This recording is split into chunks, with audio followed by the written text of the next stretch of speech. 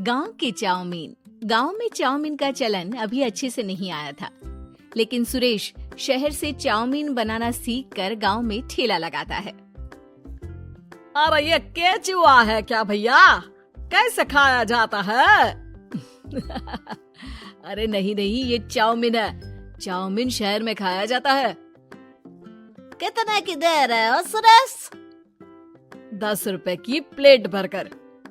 तभी वहाँ शहर से पढ़ा एक लड़का आता है।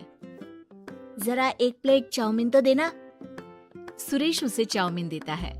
उसे चाउमीन खाता देख गांव वाले भी उससे चाउमीन ले लेते हैं और खाने लगते हैं। अरे वाह सुरेश भैया, कमाल की बनाए हो। 2 प्लेट मेरे बच्चों के लिए भी पैक कर दो।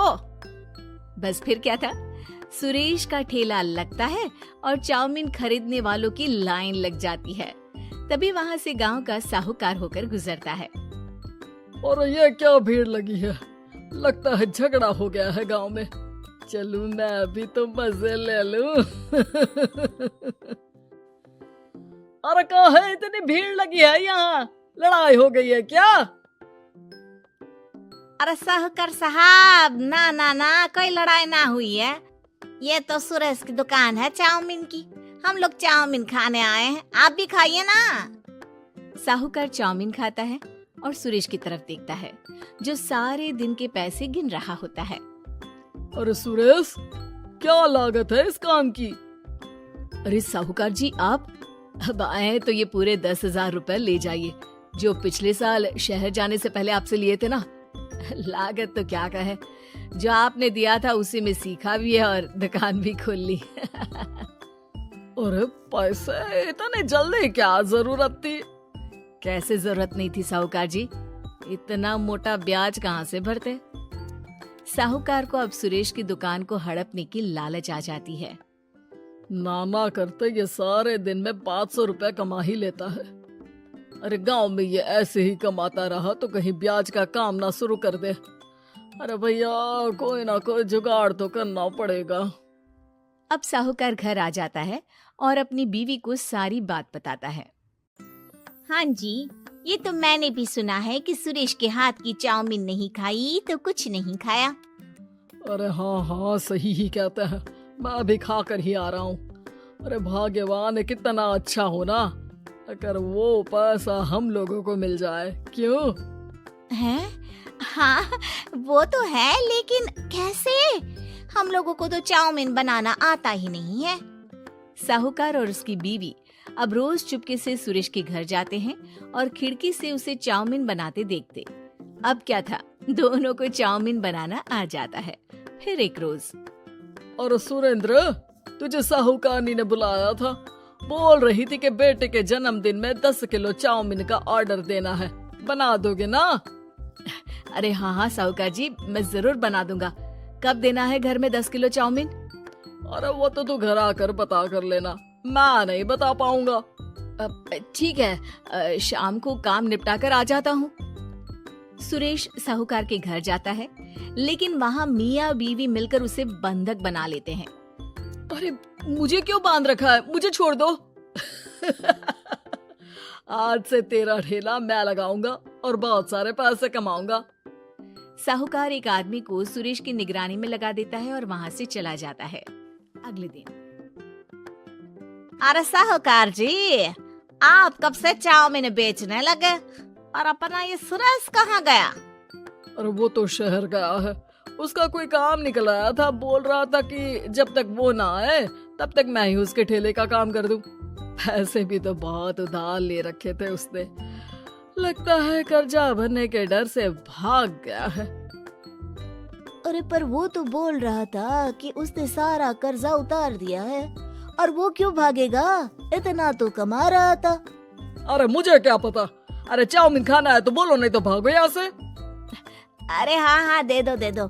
अब तो चाउमीन खाना पूरे गांव के लोगों के लिए आदत ही बन गया है। ना खाओ तो नींद ना आए। हाँ, तो लो और निकालो 50 रुपए। 50 रुपए क्यों? सुरेंद्र तो 10 रुपए में देता था। अरे वो पागल था, मैं थोड़ी ना हूँ। गांव वाले, जिनको चाउमीन की लत लग गई थी, वो करते भी क्या, दे दो और ये लो 50 रुपए। लेकिन फिर साहूकार उन लोगों को प्लेट में थोड़ी सी चाउमीन रख देता है। अरे ये क्या, पैसे 5 गुना ज्यादा और चाउमीन बस इतनी सी। अरे साहूकार साहब, भगवान से तो डरो। बस फिर क्या था, साहूकार की मन मर्जी चलने लग जाती है और गांव वाले करते भी क्या। एक रोज मुझे तो लगता है कि सुरेश को साहूकार ने मार डाला होगा, क्योंकि उसका काम इतना अच्छा चल रहा था, फिर वो क्यों जाता, और वो भी साहूकार के हवाले दुकान करके। ना बाबा ना। अगले रोज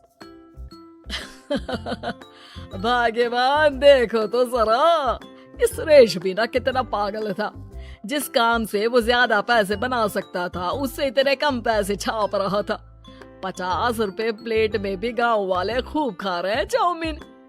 हाँ जी, और जितने में वो लोगों को 10 प्लेट खिलाता था भर भर कर हम लोग उतने में 20 प्लेट बना रहे हैं। क्यों जी?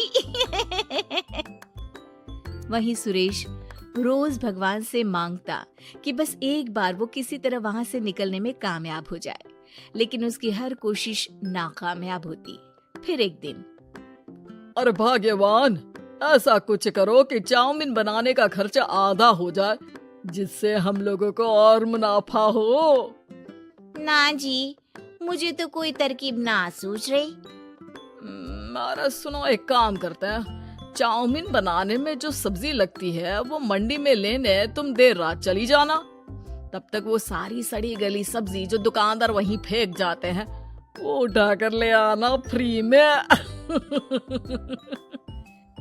अरे वाह जी वाह, आप तो बहुत समझदार हैं जी।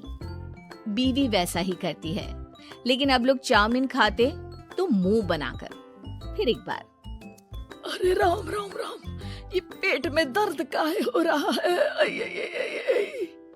हाय रे हाय, मेरा भी पेट दर्द के मारे फटा जा रहा है। सभी को शक हो जाता है कि उन लोगों को चाउमीन खाने से ही ये बीमारी हो गई है। वहीं दूसरी तरफ जो आदमी सुरेश की निगरानी कर रहा था, वो सो रहा होता है और मौका देखकर सुरेश वहां से भाग जाता है। सुरेश गांव वालों के पास जाकर उन्हें सब कुछ बता देता है। बस अब क्या था, साहूकार के घर पुलिस पहुंच जाती है। चलो, तुमने गांव के लोगों को खराब सब्जी वाली चाउमीन खिलाकर बीमार किया और सुरेश को बंधक बनाया। तुम्हें इसीलिए हम गिरफ्तार कर रहे हैं। साहूकार को पुलिस ले जाती है और फिर अगले दिन से सुरेश का ठेला गांव के बाजार में लग जाता है, जहां अब पहले से ज्यादा भीड़ होती है।